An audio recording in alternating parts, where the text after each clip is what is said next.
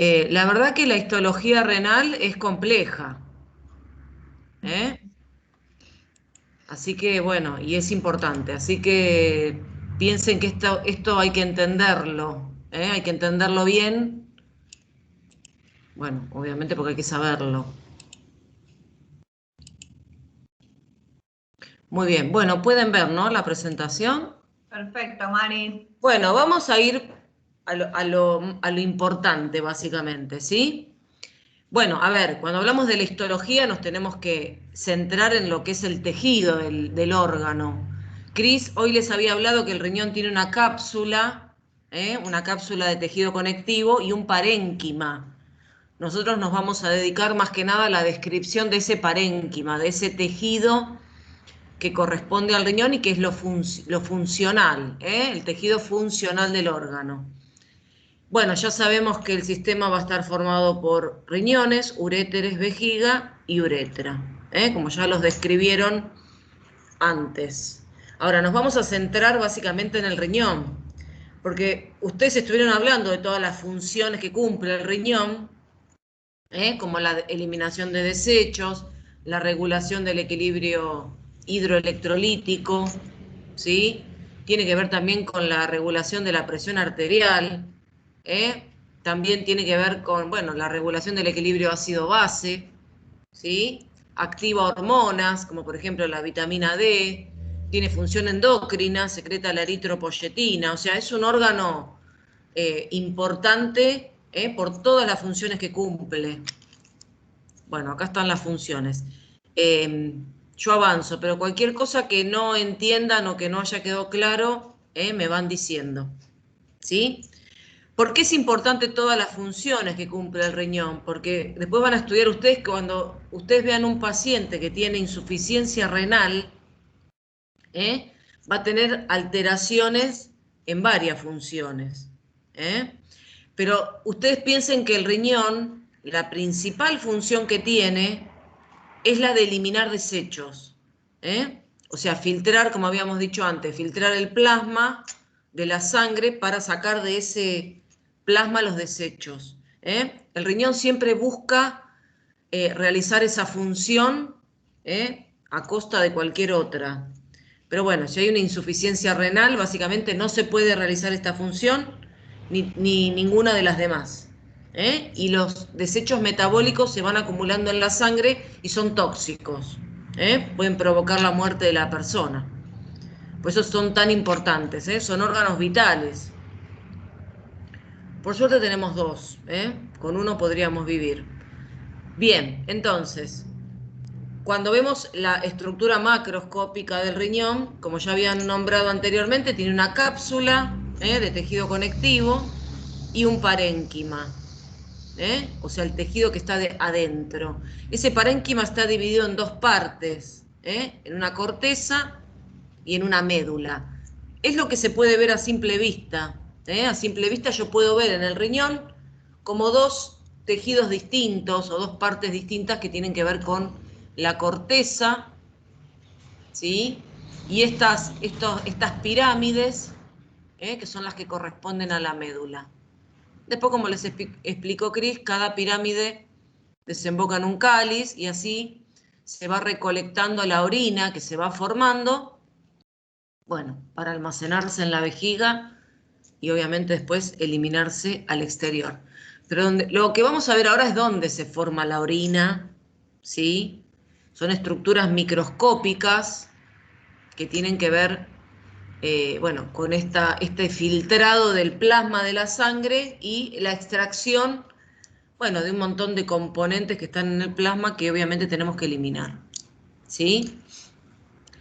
Bueno, para poder entender, bueno, acá la corteza está mal porque la corteza es esto, eso que está señalando ahí es la cápsula, básicamente.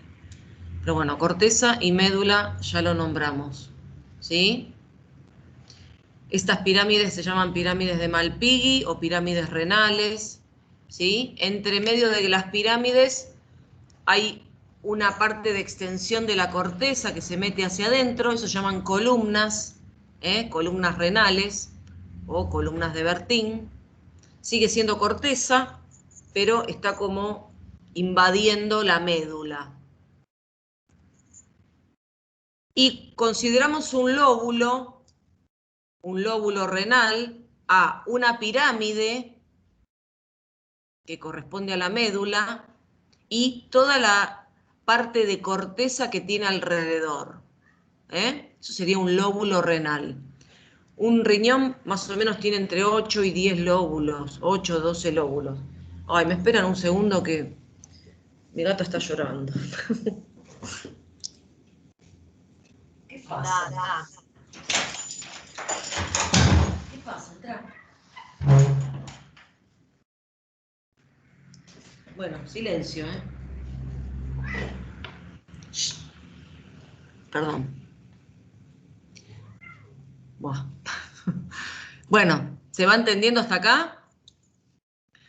Esto es lo que vemos macroscópicamente, ¿sí? Después nos vamos a ir como metiendo cada vez más adentro del tejido del órgano.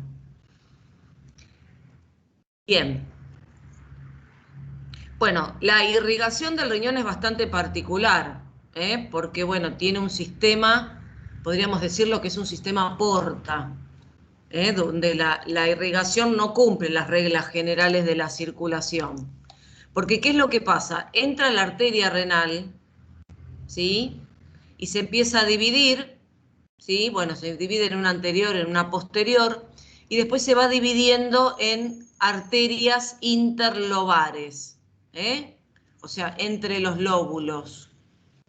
Esas arterias van llevando la sangre a cada uno de los lóbulos, que habíamos mencionado recién, y ahí se va a dividir en arterias arciformes, que van como rodeando todo lo que es la pirámide. La arteria arciforme después va a dar arterias que se llaman arterias corticales, ¿sí? Bueno, porque da corticales y da capsulares. Las capsulares no nos importan, porque van a ir a irrigar la cápsula. La que me importan son las corticales, porque son estas arterias que ustedes ven acá, que van transcurriendo por la corteza.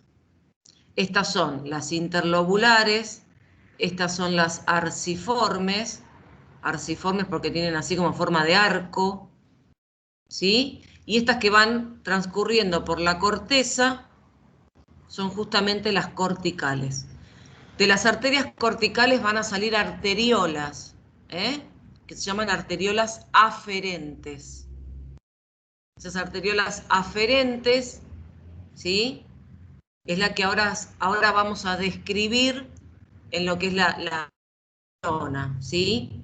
Porque esa arteriola aferente después me va a dar capilares. Y ahora después vamos a seguir el recorrido, ¿sí? Lo vamos a ver esto en otra imagen.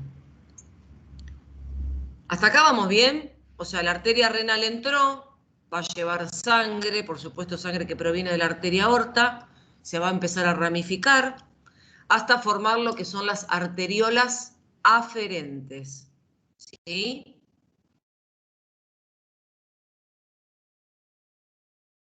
Esperen que quiero ir acá. Esta imagen es mejor. Bien, entonces, esta es una arteria Esta es una arteria cortical, ¿sí? Fíjense que la arteria cortical me va a dar una arteriola que se llama arteriola aferente, ¿sí? Esa arteriola aferente se va a ramificar y va a formar un ovillo de capilares, que se llama glomérulo, ¿sí? Entonces la sangre que está viniendo por la arteria aorta va a entrar acá, ¿sí? Por estos capilares, por esta red de capilares. Ahora después vamos a describir toda esta estructura que se llama nefrona, ¿sí? Acá es donde se va a filtrar esta sangre que está ingresando al glomérulo, ¿sí? Y después la sangre sale. Acá solamente estamos viendo la circulación sanguínea, ¿sí? O sea, por un lado la circulación sanguínea y por otro lado el proceso de formación de orina, que va a ocurrir en la nefrona, que, bueno, ahora próximamente lo vamos a ver. Pero piensen, ustedes vayan pensando cómo va circulando la sangre. La sangre entra, ya dijimos, por la arteriola aferente, ovillo de capilares, red capilar, formando el glomérulo, y después sale la arteriola eferente. La arteriola eferente vuelve a formar otro sistema capilar. Por lo tanto, acá tenemos dos sistemas capilares. Esto no pasa en todos los órganos. Va a haber dos sistemas capilares. El primero se llama glomérulo, el segundo se llama red de capilares peritubulares. ¿Sí? O sea que todo esto que ustedes ven acá es la segunda red capilar, que se llama red de capilares peritubulares. Después de ahí se forman las vénulas, ¿sí? No. La interlobulillar, ahora yo te la voy a mostrar en la imagen. Esperá que terminamos del recorrido y ahora volvemos a ver eso. Entonces, de la segunda red de capilares, la red de capilares peritubulares, se forman las vénulas, que por supuesto después van a formar venas, ¿sí? Que tienen los mismos nombres que las arterias. Finalmente la sangre sale del riñón por la vena renal, que va a desembocar ¿en dónde? ¿Dónde desemboca la vena renal? O las venas renales, porque son dos. Recién lo vimos, por favor. Lo que pasa es que no te escuchó nadie, Cris. Y a mí capaz que tampoco me están escuchando, pero no importa, le ponemos onda igual. En la vena cava inferior. Bien, en la vena cava inferior, ¿sí? Entonces, ¿cuál es la finalidad de esta irrigación? Entrar al riñón, formar dos redes de capilares, que las dos van a tener funciones distintas, y después que la sangre ya salga, obviamente ya filtrada, ya con el contenido de agua y de iones que el cuerpo necesita, ¿sí? También de ácidos, de bases. Bueno, y otras cuestiones más que después cuando vean el funcionamiento lo van a entender mejor. Vuelvo a las arterias, ¿sí? Las interlobulillares son estas, ¿sí? Después se forman las corticales, las arcuatas, o sea, interlobulillar, arcuata, interlobulillar o interlobular, ¿sí? Después las arcuatas y después recién las corticales. Acá en esta imagen, ¿sí? Estas son interlobulares, estas son arciformes y estas son corticales. Todas estas que ves acá, ¿sí? Así en forma, hacia arriba, pasando por la corteza, esas son las corticales. Y de las corticales salen las arteriolas aferentes. ¿Sí? ¿Van bien hasta ahí? Sí, profe. Bien. Cuando nosotros veíamos recién la corteza y la médula, si uno la mira al microscopio, se ven como estructuras distintas, ¿sí? La corteza se ve como toda granular y la médula se ve como con líneas. Así es como se ve a mucho aumento la corteza y la médula. ¿Qué me está indicando esto? Que lo que tengo en la corteza no es lo mismo que lo que tengo en la médula. Por eso la imagen es distinta. Acuérdense que corteza es esto y médula son las pirámides. ¿Sí? Cuando uno empieza a poner a más aumento, a más aumento, a más aumento, empieza a ver que el tejido está formado por un montón de túbulos, que son las nefronas. Estas estructuras tubulares que están formadas por epitelio simple, ¿sí? No es más que eso, se llaman nefronas, ¿sí?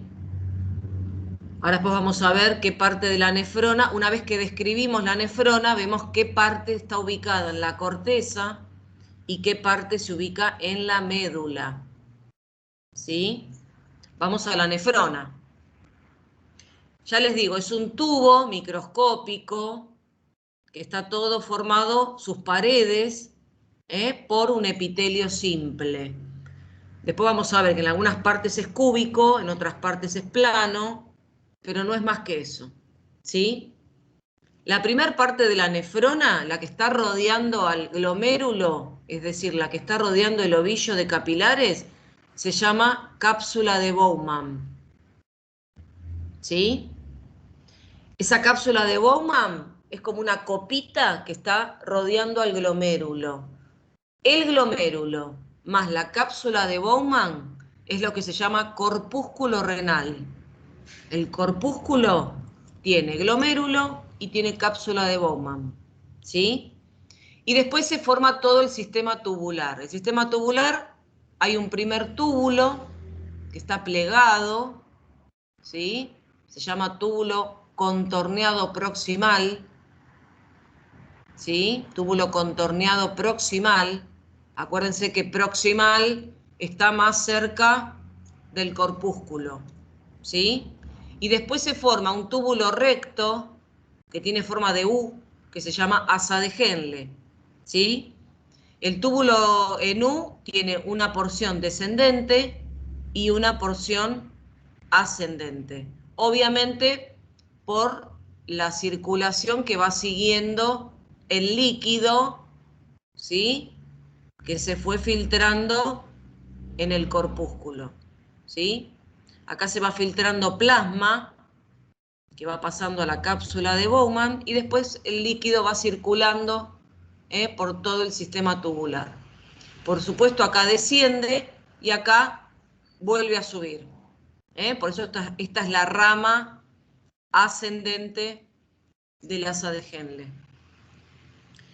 Después viene otro túbulo contorneado, que es el contorneado distal, ¿sí? O sea, este que se ve acá, túbulo contorneado distal, y después un tubito colector que conecta la nefrona con el conducto colector. El conducto colector es un conducto común a varias nefronas. Significa que varias nefronas desembocan en ese conducto, ¿sí? ¿Cuántas nefronas hay en un riñón? ¿Cuántos de estos tubitos hay en un solo riñón? A ver, el que escuchó la presentación.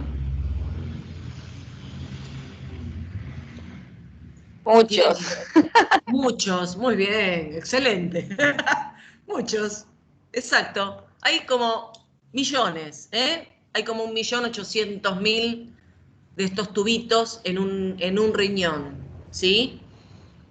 O sea, estamos describiendo uno, por supuesto, pero cada uno de estos va a tener exactamente la misma estructura y la misma irrigación, ¿sí? Entonces, ¿qué va a suceder en este túbulo, en esta nefrona, que es la unidad estructural y funcional? Se va a filtrar el plasma, es decir, el plasma que está entrando al glomérulo, se produce un proceso de filtrado.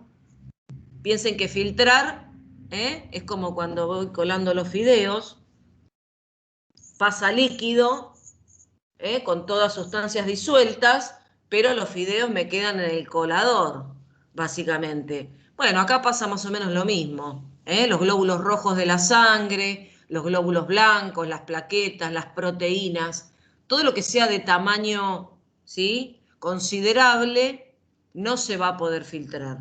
El resto se filtra casi todo.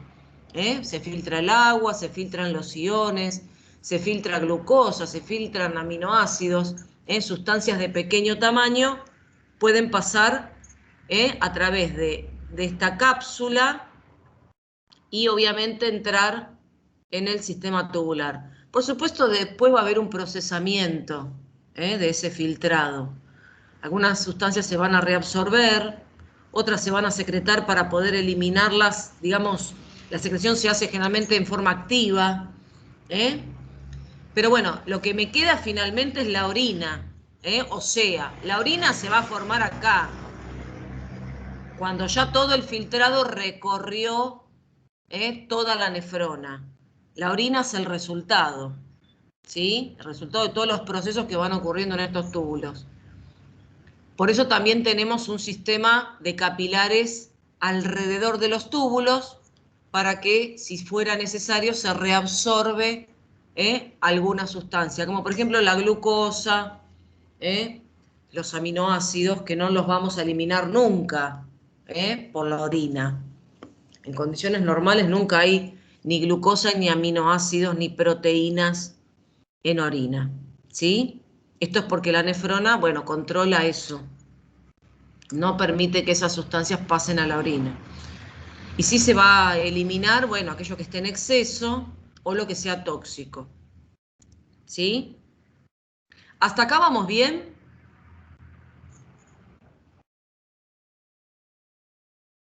Vamos a ver un montón de imágenes para que más o menos termine de cerrar.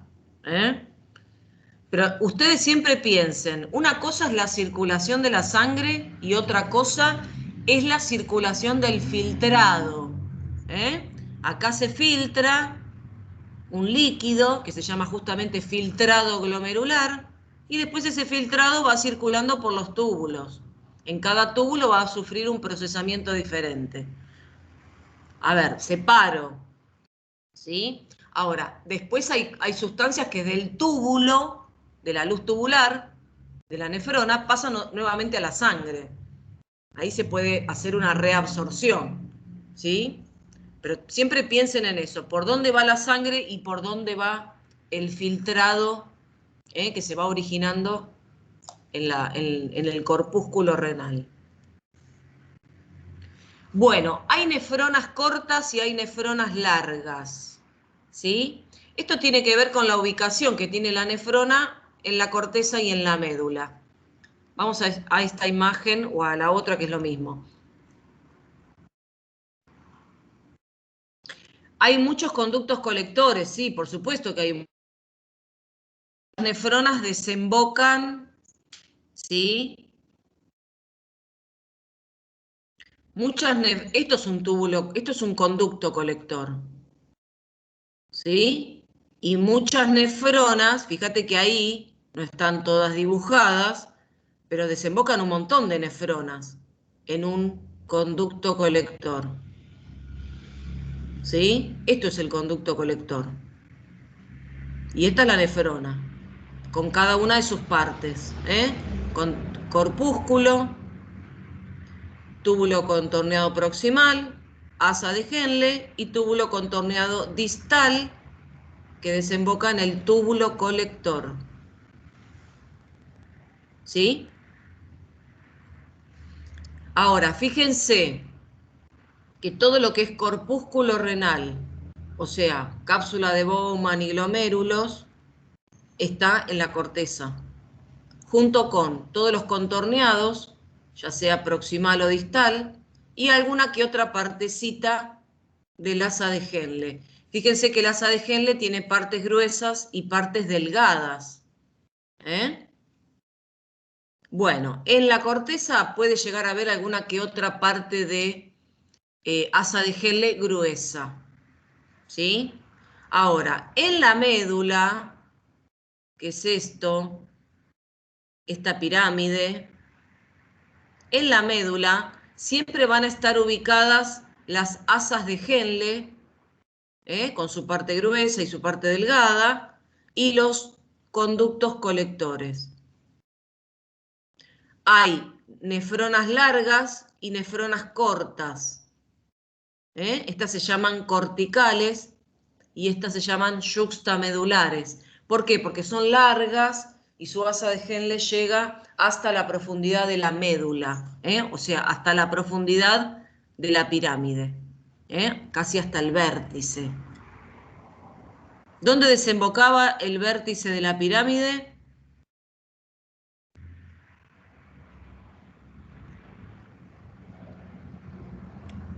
¿En los cáliz menores?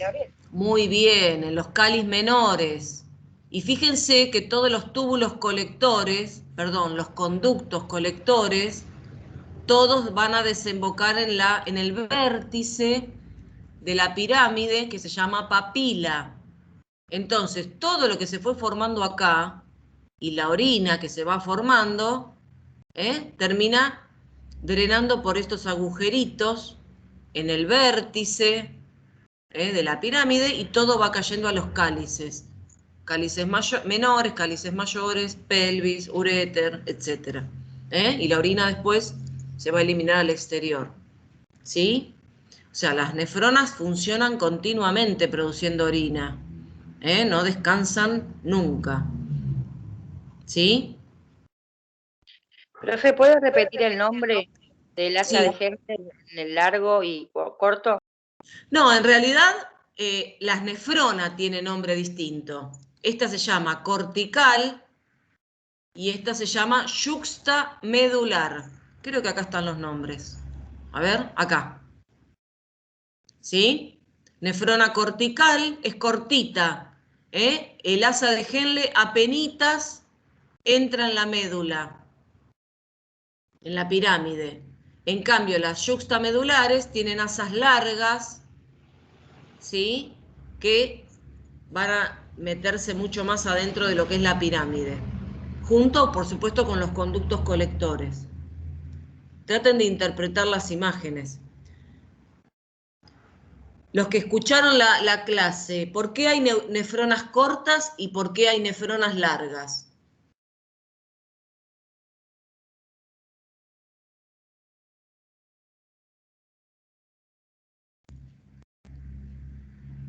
Las dos cumplen la función de filtrar plasma, formar orina, pero hay una diferencia entre unas y otras.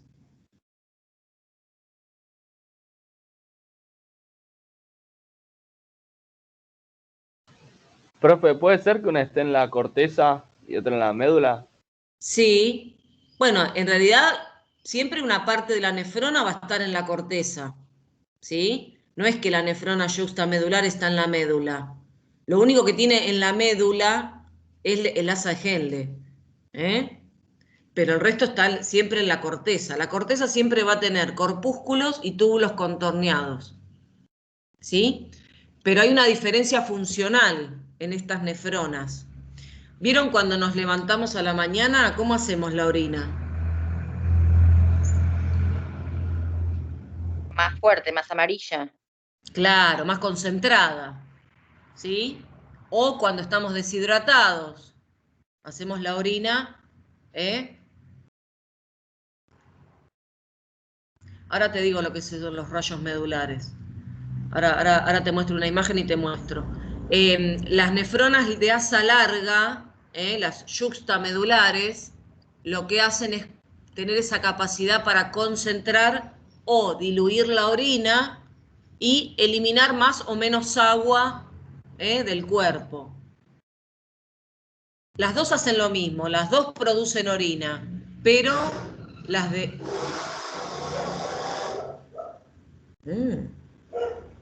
Perdón. Pero las nefronas de asa larga, me asusté, las nefronas de asa larga, ¿sí? Las yuxtamedulares se encargan de eso, de poder concentrar y diluir la orina según la necesidad del cuerpo. Los rayos medulares es esto. Estas líneas que se ven, estas líneas que se ven en la médula, ¿sí? Y esas líneas que vos ves en la médula, en realidad son las asas largas de las yuxtamedulares que llegan hasta acá y los conductos colectores. Esto es lo que se ve, esas líneas que se ven en la médula, ¿sí? Son esas dos estructuras de la nefrona, tanto las asas largas como los conductos colectores, ¿sí? Se le dice rayos medulares porque es como se lo ve al microscopio, ¿sí? Pero en realidad si se analiza son justamente las asas largas y los conductos colectores. ¿Se va entendiendo esto? Siempre acuérdense, en la corteza están, estas imágenes son claras, me muestran qué parte de la nefrona está en la corteza y qué parte la tengo ubicada en la médula, ¿sí? ¿Vamos bien?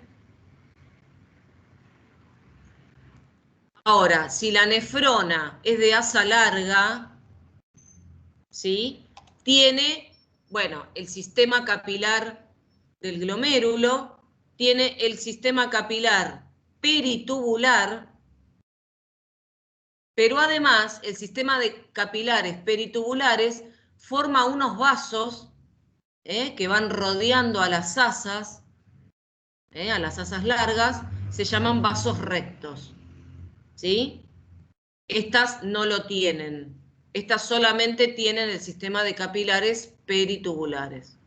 Y estas tienen, además del sistema de capilar peritubular, los vasos rectos, porque estos vasos sirven para, bueno, nada, reabsorber el agua, ¿sí? O no, en el caso que sea necesario. Bueno, díganme si algo no van entendiendo.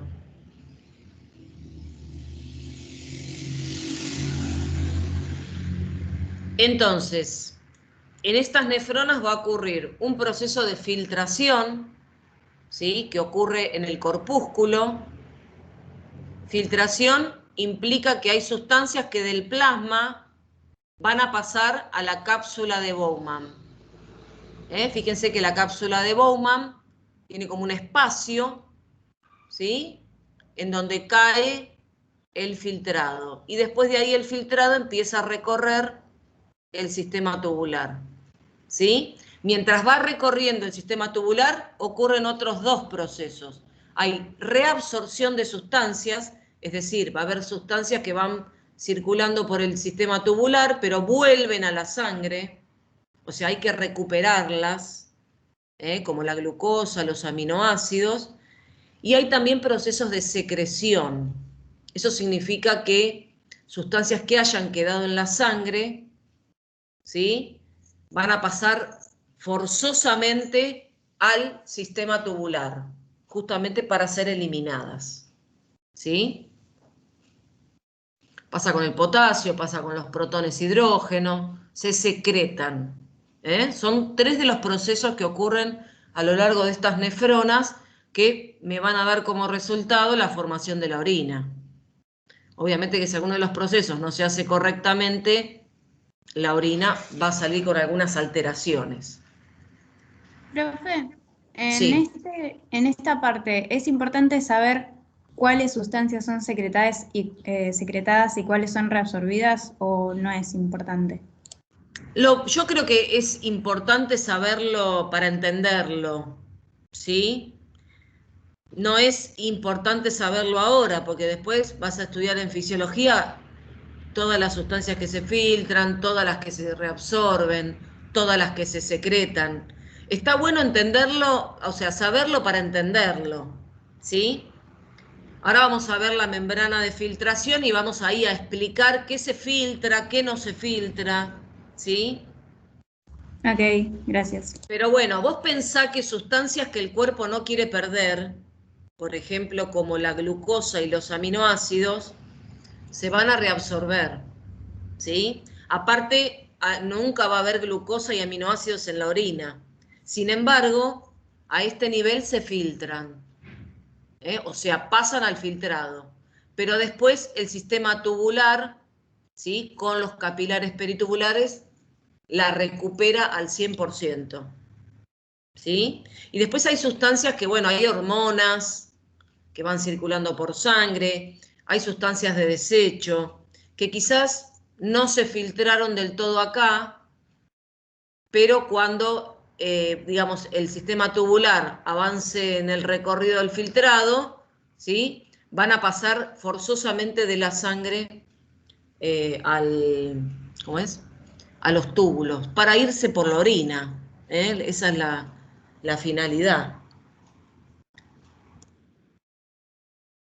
Bueno, nada, más de lo mismo. Es otra vez repetir más de lo mismo. Cápsula, ¿sí? La cápsula es una membrana de tejido conectivo, obviamente, fibroblastos, fibras colágenas, miofibroblastos, ¿sí? Y después corteza y médula, Si vemos acá, corteza y médula, que es la que forma la pirámide. Partes de la nefrona que voy a tener en la corteza, corpúsculos, túbulos contorneados y alguna que otra parte del asa gruesa de Henle. Y en médula siempre voy a tener asas largas, ¿sí? Y conductos colectores. ¿Vamos bien? Díganme si algo, ¿sí? O sea, esto es lo que tendríamos que ampliar si yo quiero analizar qué es lo que tengo acá. Obviamente todo desemboca en la papila, y ahí va a pasar a los cálices. Y después de ahí, su ruta hacia el exterior. ¿Van bien hasta ahí?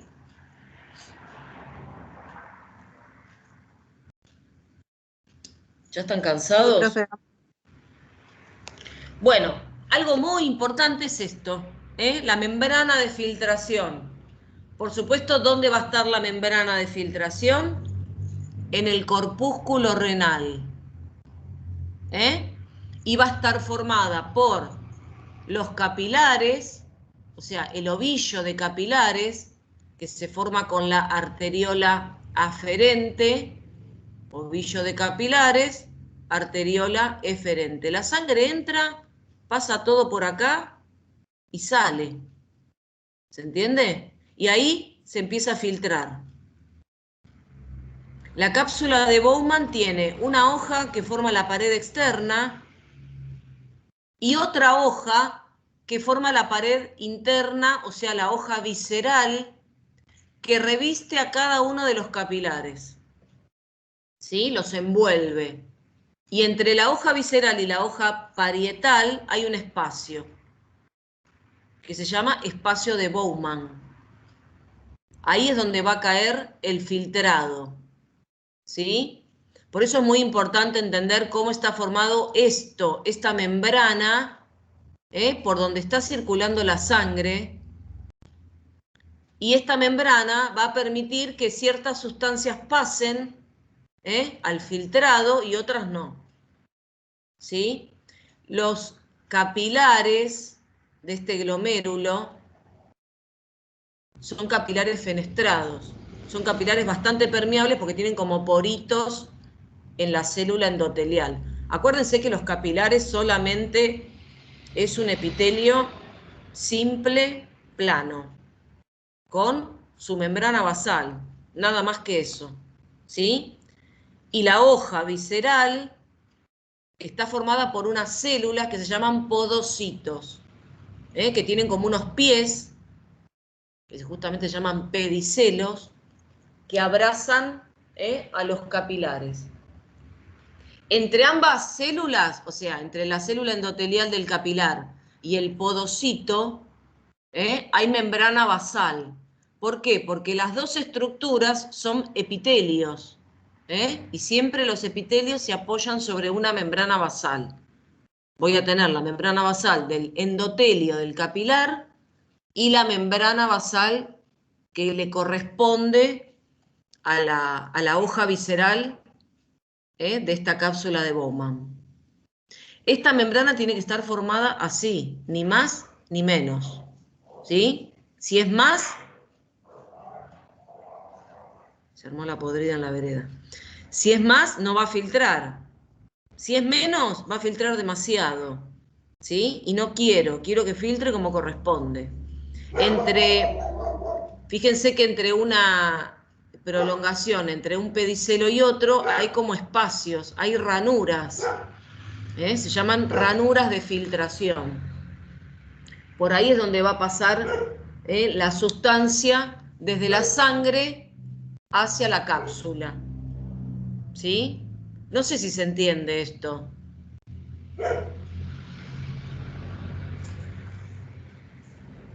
Es importante que se entienda, porque es importante que lo sepan cómo está formada esta membrana.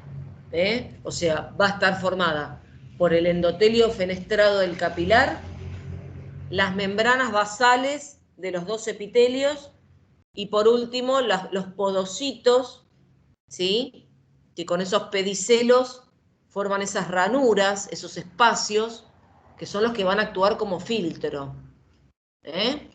Entonces, la sangre va a venir por acá, va a venir circulando por el capilar, pero hay sustancias que van a poder atravesar esta membrana y otras no. Otras van a seguir, ¿sí?, circulando por la sangre. Las que van a poder pasar son casi todas. Va a pasar agua, van a pasar iones, va a pasar glucosa, van a pasar aminoácidos, van a pasar desechos metabólicos, van a pasar alguna que otra hormona, ¿sí? De peso molecular pequeño, depende del tamaño de la molécula, ¿sí? Lo que no pueden pasar o los que no pueden atravesar esta membrana son los elementos de la sangre, glóbulos rojos, glóbulos blancos, plaquetas, porque son muy grandes, y las proteínas, ¿sí? Las proteínas no pueden atravesar esta membrana, justamente porque el tamaño no se los permite y además, porque esta membrana basal tiene carga negativa, tiene una composición química determinada que le da sulfatada, que le da carga negativa y repele las proteínas. Por eso las proteínas no se filtran, ni las proteínas ni todo lo que esté asociado a proteínas. Tampoco se filtran los lípidos, porque los lípidos viajan asociados a proteínas. ¿Sí? Bueno, no sé, díganme. Falta una cosita más, que por ahí es complejo. Pero bueno, después dedíquense un poquito más a esto, por ahí a leer un poco de los libros, de ver la otra clase explicada. Y obviamente que si hay dudas pregunten porque es un tema importante. ¿Sí? No sé, díganme. Una pregunta. Sí. Los túbulos, que era distal, proximal, ¿todos tienen microvellosidades, como dice ahí? No, todavía no vimos las estructuras de los túbulos, ¿sí? Recién por ahora estamos viendo esto. El único que tiene microvellosidades es el túbulo contorneado proximal, porque es el que más reabsorbe. El resto no tiene microvellosidades, por si nos adelantamos a la explicación de eso, ¿sí? El proximal es el que más reabsorbe sustancias, es decir, el filtrado pasa acá, ¿sí?, al espacio. Después empieza a circular por el túbulo proximal. Cuando está pasando por acá, muchas sustancias se recuperan y pasan nuevamente a la sangre. Se reabsorben. El que más reabsorbe es el túbulo contorneo proximal. Por eso tiene microvellosidades, ¿sí?, y muchos mecanismos de transporte para reabsorber sustancias. Bueno, acá hay más imágenes. No sé si esto más o menos quedó claro. Por ahora estábamos viendo nada más que lo que era la membrana de filtración. Esperen que quiero ver algo. Bien, y todavía estamos en el corpúsculo. Todavía no nos fuimos de acá. Estamos describiendo recién esto. ¿Sí? Después nos iremos por los túbulos a ver qué pasa, a ver qué onda. Pero por ahora estamos en el corpúsculo renal. Bueno, acá es otra imagen, más de lo mismo. Los capilares con los podocitos, la membrana de filtración, la cápsula de Bowman, ¿sí?, la arteriola aferente, la arteriola eferente. Y resulta que acá también hay algo interesante, que es un sistema que tiene la nefrona para poder regular su propio filtrado, ¿sí?, y además, de paso, regular la presión arterial. ¿Sí? Entonces, ¿cómo está formado este sistema? Este sistema se llama sistema yuxtaglomerular. Y está formado por el túbulo distal, arteriola aferente, ¿sí? Arteriola eferente. Esto se llama polo vascular del corpúsculo, ¿sí? Esto es el polo vascular y esto es el polo urinario, o sea, el extremo vascular y el extremo urinario. Ahí en el polo vascular del corpúsculo renal es donde está el sistema yuxtaglomerular, ¿sí? Porque si vemos la nefrona,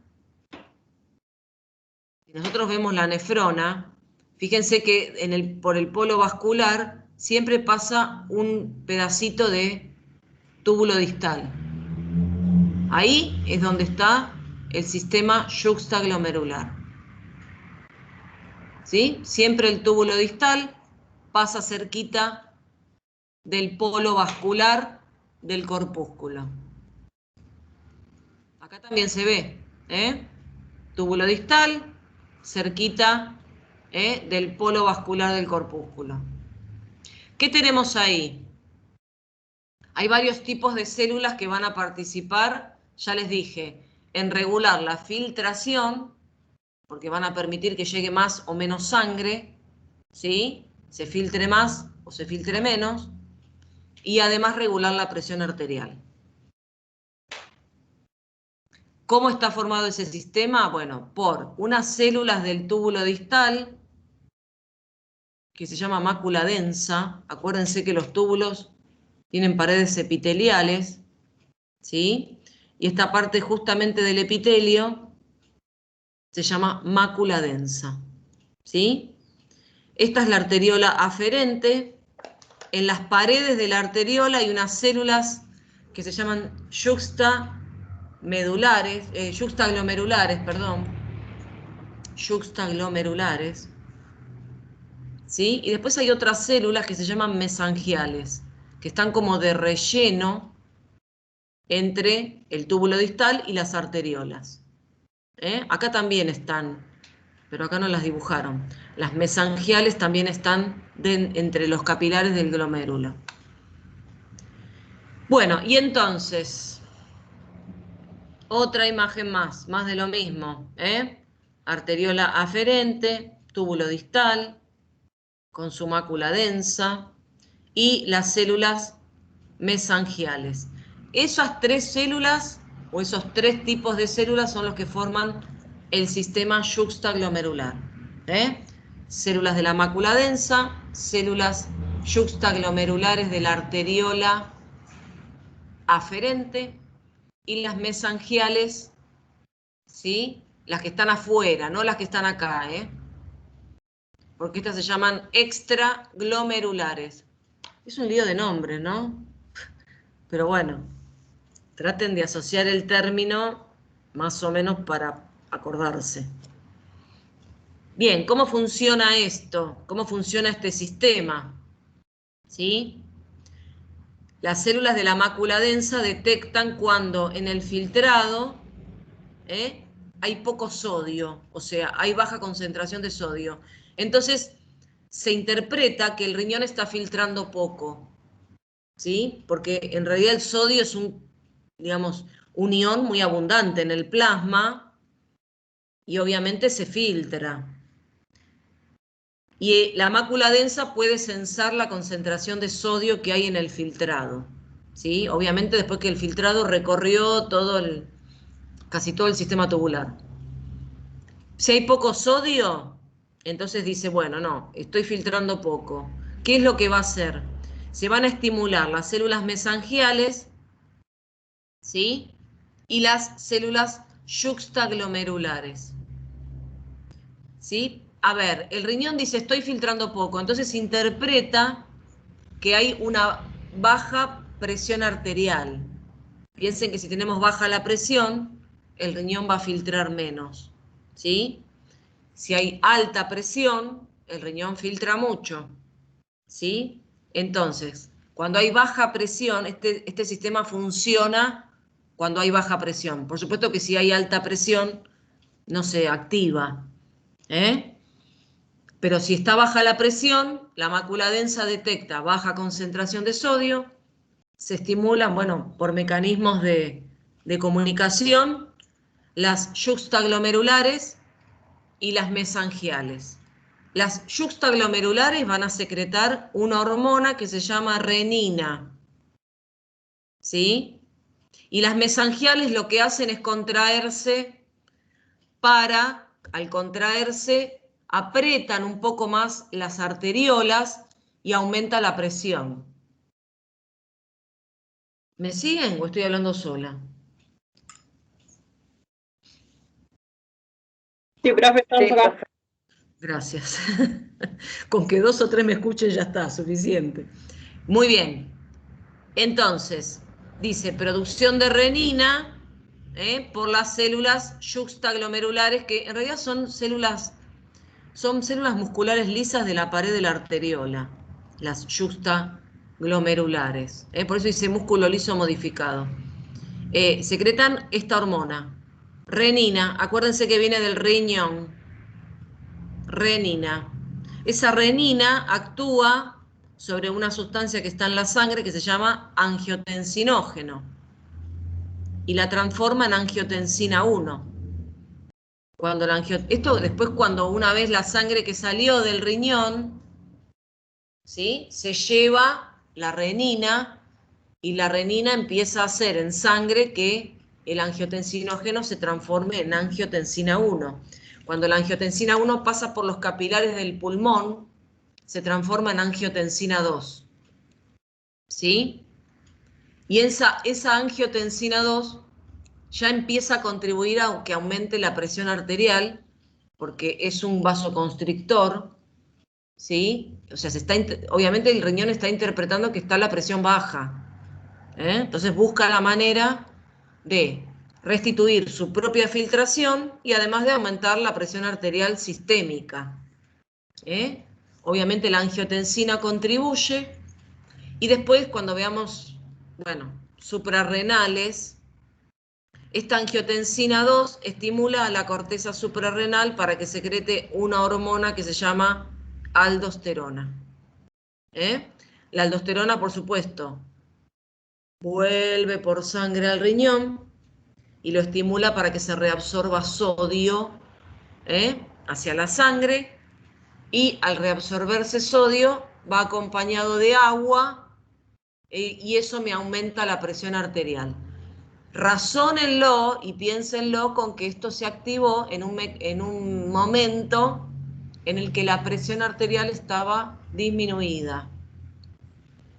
Entonces el cuerpo busca de la mejor manera de aumentarla, haciendo vasoconstricción de arteriolas de todo el cuerpo, una de las acciones son una de las acciones que va a tener la angiotensina 2, y además la estimulación de la secreción de aldosterona. ¿Sí? La aldosterona hace que en los túbulos renales se absorba sodio, bueno, que también se secrete potasio, pero eso es otro tema, y se reabsorba agua. Siempre piensen que cuando pasa el sodio hacia un lado, lo acompaña el agua. Y esto contribuye a que aumente la presión arterial. Por eso no nos conviene consumir tanto sodio, porque el sodio retiene agua en la sangre. Y eso nos aumenta la presión. Bueno, ¿preguntas, dudas?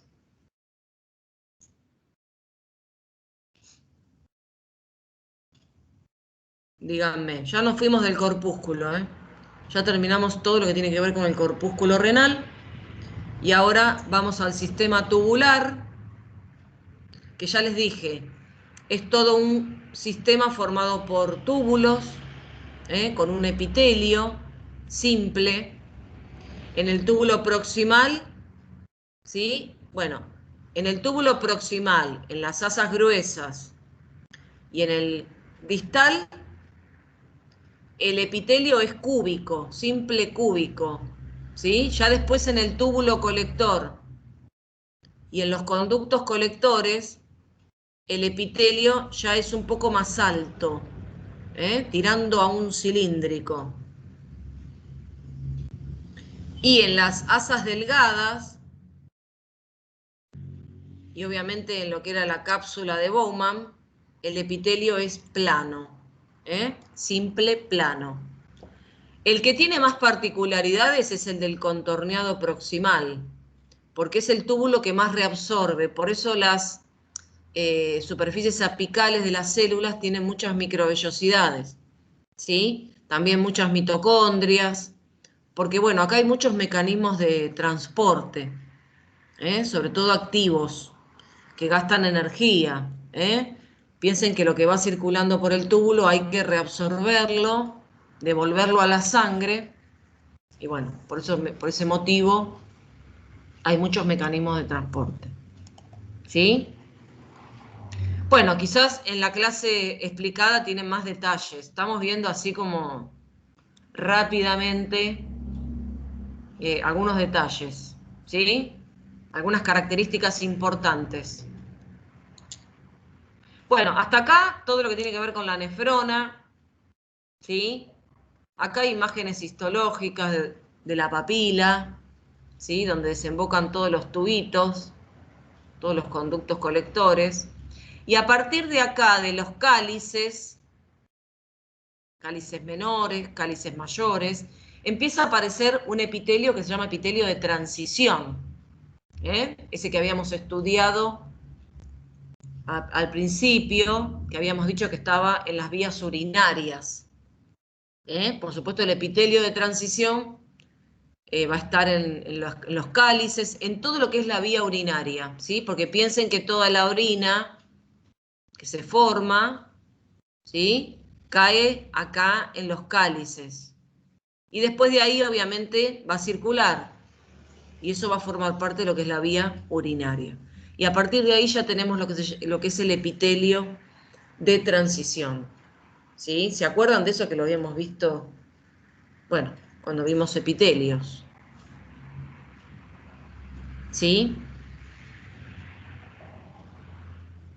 Bueno, no sé, díganme. Esto es fácil, la uretra, el uréter, la vejiga, mucosa, submucosa. Bueno, todavía no vimos la organización, perdón, todavía no vimos la organización del tubo digestivo. Pero después lo vamos a comparar con la organización, ¿sí? ¿Preguntas? Díganme.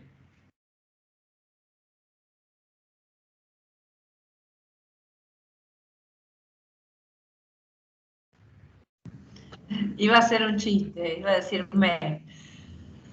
Díganme, me. Ay. Esta imagen está buenísima. Tenemos que...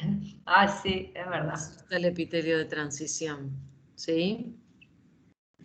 Bueno, esto es fácil, así que yo los invito a ver la clase locutada.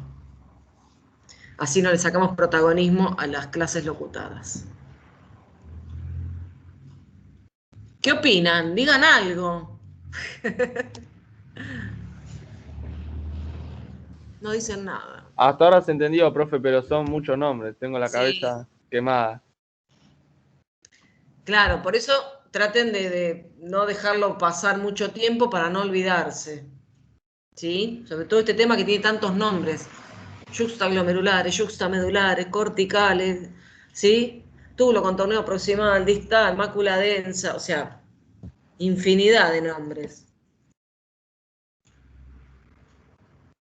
El tema será retenerlo. Siempre les decimos, traten de buscarle a la palabrita, ¿no?, la relación. Si no, nunca me voy a acordar.